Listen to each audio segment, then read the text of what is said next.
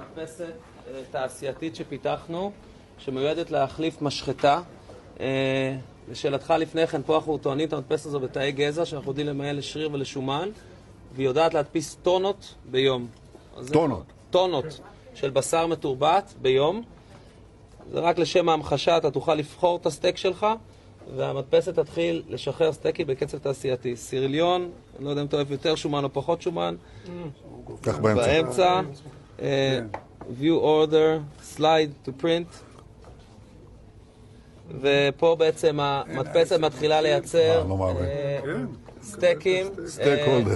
סטייקים, הייחודיות פה היא שתאי הגזע נשארים חיים אחרי שהם מודפסים. סטייק יהיה מוכן בסביב הדקה. דקה? דקה.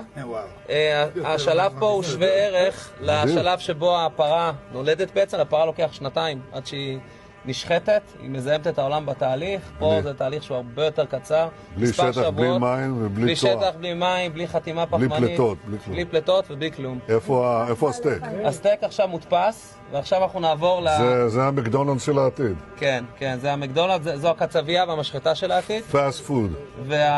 וההפתעה פה בעצם, אנחנו משיקים היום גם את המדפסת הזו שהיא סמי תעשייתית, ובואו נעבור למדפסת השנייה, שזה השקה העולמית שלנו, שמדפיסה דג. פה זו מדפסת שמדפיסה מוצר שהוא מוכן לטיגון, מה שנקרא ready to cook. מכיל תאים אמיתיים, אנחנו מדפיסים בו בעצם פילה לוקוס. אין עוד חברה שיודעת לעשות דבר כזה. מכיל תאים אמיתיים, כ3 דקות להדפסה. לוקוס עם טקסטורה מורכבת. עכשיו נסגור אותה ונראה לכם כבר את זה מוכן. תן לה להדפיס, ככה זה נראה. ואנחנו נטעם את זה עוד רגע.